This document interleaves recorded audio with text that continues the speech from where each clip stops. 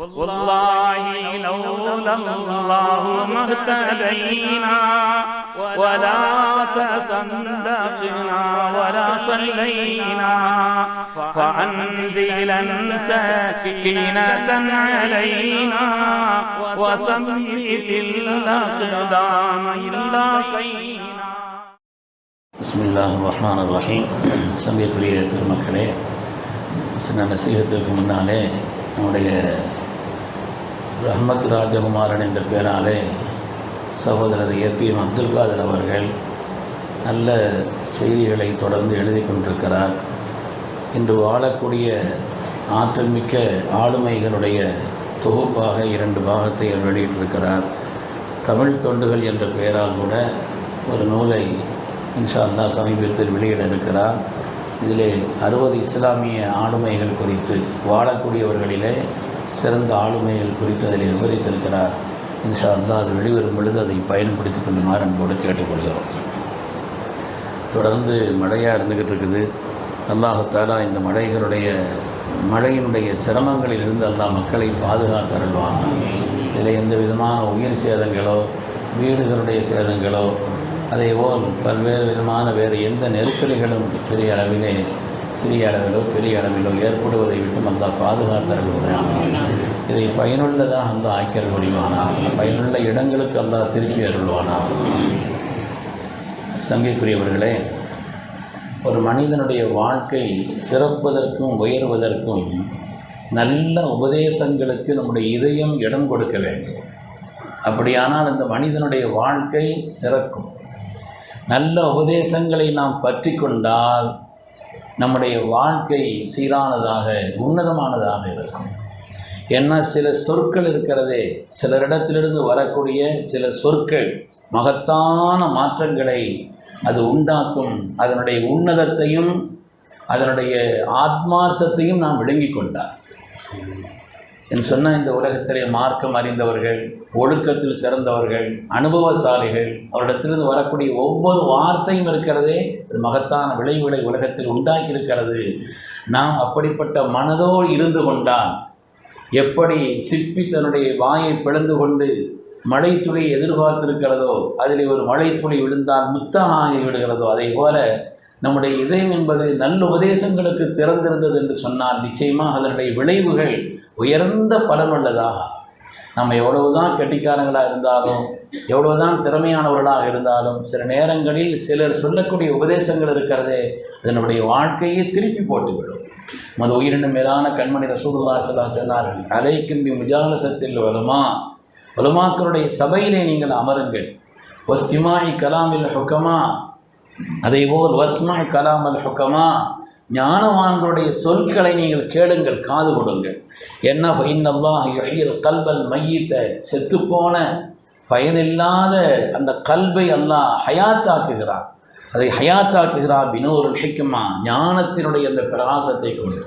எப்படி மழை துளி விழுந்த காரணத்தினால் பூமியிலே செழிப்பு ஏற்படுகிறதோ, மழை துளி விழுகின்ற காரணத்தினால் பூமி ஹயாத்தாகிறதோ, அதில் பசுமை உண்டாகி விடுகிறது, செழுமை ஏற்படுவதைப் போல அல்லாஹு தஆலா நம்முடைய உள்ளங்களை மரணித்த உள்ளங்களை அல்லாஹு தஆலா பிரகாசமாக்குகிறான் என்று கண்மணி ரசூலுல்லாஹி ஸல்லல்லாஹு அலைஹி வஸல்லம் சொன்னார். அதனால தான் பெருமக்கள் எல்லாம் தன்னிடத்தில் நம்ம குறை நமக்கு தெரியாது, நமக்கு ஊர் ஊராக தெரியும்.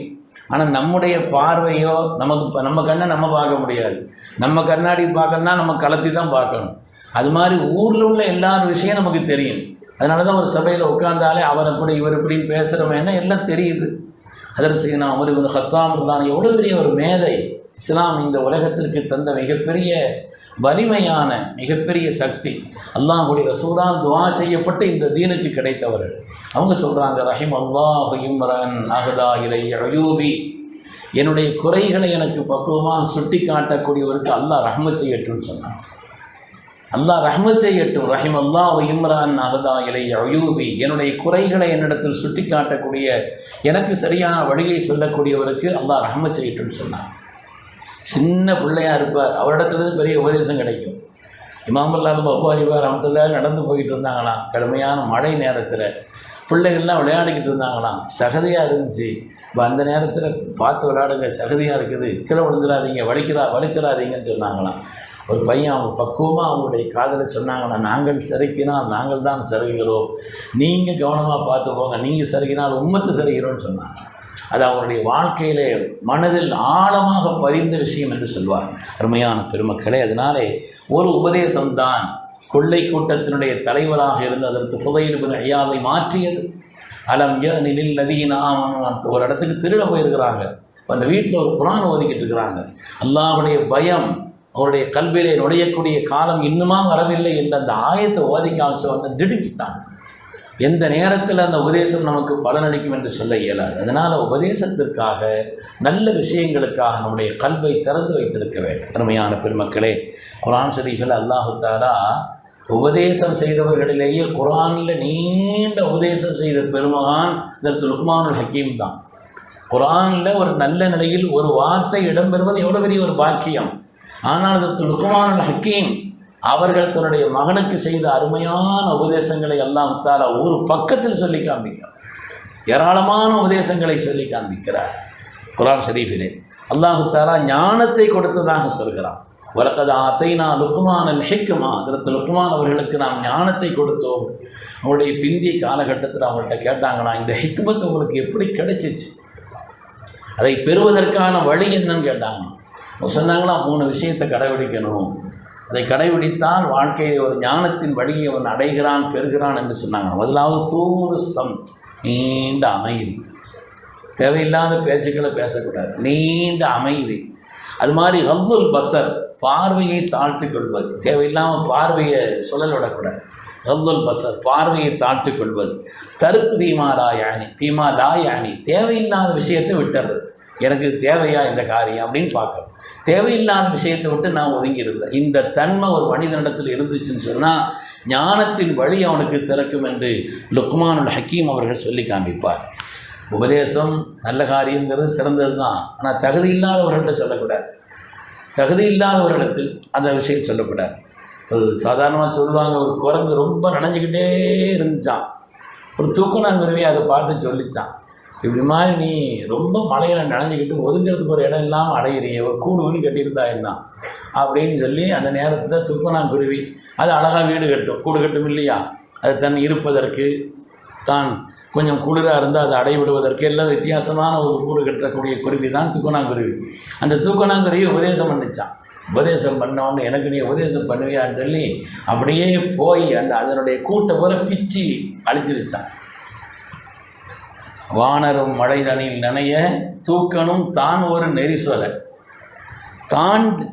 தாண்டி பெய்திடும், உடனே ஓடி போய் அதனுடைய கூட்டை பூரா அப்படி பிச்சு எறிஞ்சிருச்சான். அதனால் தகுதியான ஆட்கள்கிட்ட உபதேசம் பண்ணாங்க, பலனளிக்குமான்னு பார்க்கணும், பக்குவமாகவும் சொல்லலாம். அப்படி இருந்தது என்று சொன்னால் அது பலனை உண்டாக்கும் என்பதிலே சந்தேகமே இல்லை. அருமையானவர்களே, உபதேசம் செய்தாலும் சரி, பயான் செய்தாலும் சரி, அவங்கள்ட்ட ஒரு 3 தன்மை இருக்க வேண்டும் என்று குர்ஆன் சொல்கிறார். உலகத்திலேயே ஹதீபுல் அம்பியா, நபிமான்களிலேயே ஆக சிறந்த பிரசங்கி ஷுஐப் அலைஹிஸ்ஸலாம் தான். ஒவ்வொரு நபிமான்களுக்கெல்லாம் ஒரு தனித்தன்மை கொடுத்துருக்கிறான்னா, ஷுஐப் அலைஹிஸ்ஸலாம் தான் உலகத்தில் நசீஹத்து செய்தவர்களில், பிரச்சாரம் செய்தவர்களில், மக்களுக்கு பிரசங்கம் செய்தவர்களிலேயே ஹதீபுல் அம்பியா, நபிமான்களுடைய ஹதீப் என்று சொல்லப்படக்கூடியவர்கள். ஏன் அவங்களுக்கு இவ்வளவு பெரிய ஒரு உயர்ந்த நிலை கிடைச்சிச்சுங்கிறத குர்ஆன் ஒரு 3 காரணத்தை சொல்கிறார். இந்த தன்மை இருந்துச்சுன்னா நம்முடைய நசீஹத் பிறருக்கு பலனளிக்கும்னு சொல்கிறான். முதலாவது என்னன்னு சொன்னால், ஒமா உரீது அன் உஹாலிஃபக்கும் இலாமா அன்ஹாக்குமான், எதை நான் மற்றவங்களுக்கு செய்ய வேண்டாம்னு சொல்கிறனோ அந்த தீமைகளை, அந்த பாவங்களை நான் செய்யக்கூடாது, அதை விட்டு நான் ஒதுங்கி இருக்கோம். ஒமா உரீது அன் உஹாலிஃபக்கும் இலாமா அன்ஹாக்குமான், அதாவது நம்ம எது நல்லது செய்கிறோமோ அதுதான் பிறருக்கு சொல்கிறோம். எதை நான் செய்யலையோ, எதை நான் செய்யலையோ அந்த ஒரு தீமையான ஒரு காரியத்தை நான் விட்டு விலகாமல் மற்றவர்களுக்கு அந்த உபதேசம் செய்யக்கூடாது. அதனால் எதை நான் உங்களுக்கு தடுக்கிறேனோ அதை நான் செய்யக்கூடியவனாக இருக்கக்கூடாது அப்படிங்கிற அந்த உபதேசம். 2வது என்னன்னு சொன்னால், இன் உரீது இல்லல் இஸ்லாஹ மஸ்ததாத், முடிஞ்சவரை நன்மை நாடித்தான் சொல்லலாம். அவன் குறைய குத்தி காமிக்கணும், 4 பேருக்கு முன்னால் கேவலப்படுத்தணும், அந்த ஒரு நிலையில் இல்லாமல் என் உரீது இல்லல் இஸ்லாஹ மஸ்ததாத், முடிந்தவரை நன்மையை நாடித்தான் யாருக்கும் ஒரு நசீகத்தை செய்ய வேண்டும். 3வது ஒமா தௌஃபீக் இல்லா பில்லாஹ், நான் எந்த காரியத்தை எவ்வளவு தத்துவங்களை எவ்வளோ உயர்ந்து சொன்னாலும் சரி, அது நல்ல விளைவுகளை ஏற்படுத்துறது அல்லாஹ்வுடைய உதவி இல்லாமல் முடியாது. வமா தௌஃபீகி இல்லா பில்லாஹ் சொன்னான். என்னுடைய நல்வுதவி என்பது அல்லாஹ்வுடைய பேரருளை கொண்டல்லாது இல்லை. அலைஹி தவக்கல்து வ இலைஹி உனீப், அவனின் மீதே நான் தவக்குள் வைக்கிறேன், அவனின்பால் வீடுகிறேன். நம்ம அதனால் இந்த 3 தன்மை இருக்கணும். யாருக்கு ஒரு தீமையை செய்யக்கூடாதுன்னு சொல்கிறோமோ அந்த தீமையில் நாம் ஈடுபட்டு விடக்கூடாது. அது மாதிரி எல்லோருக்கும் நன்மையை நாடித்தான் பிறருக்கு ஏதாவது நசீகத்து செய்யணும் என்றால் அந்த உபதேசம் பலனளிக்கும். நாம் எவ்வளோ உயர்ந்த விஷயங்களை எப்படி சொன்னாலும் கூட அது நல்ல விளைவை ஏற்படுத்துவது என்பது அல்லாஹ்வுடைய உதவியை கொண்டுதான் என்ற ஒரு ஆழமான நம்பிக்கை நமக்கு இருந்தது என்று சொன்னால் அந்த உபதேசம் பிறருக்கு பலனளிக்கும் என்று பெருமக்கள் நமக்கு ஆயத்தை வைத்து விளக்கம் சொல்கிறார். அல்லாஹ் தஆலா நன்மக்களுடைய, அனுபவசாலிகளுடைய, சிறந்த கல்விமான்களுடைய, ஞானவான்களுடைய நல்ல உபதேசங்களை கேட்டு நம்முடைய வாழ்க்கை சீர்வருவதற்கு அல்லாஹ் நசீபை தந்தருள்வானாக. நாமும் மற்றவர்கள் எல்லோருக்கும் நன்மையை நாடி பிறருக்கு நல்ல விஷயங்களை சொல்வதற்கு அல்லாஹ் நசீபை தருவானாக. ஆமீன் ஆமீன் யா ரப்பல் ஆலமீன். வ ஆகிரு தஅவானா அனில் ஹம்துலில்லாஹ்.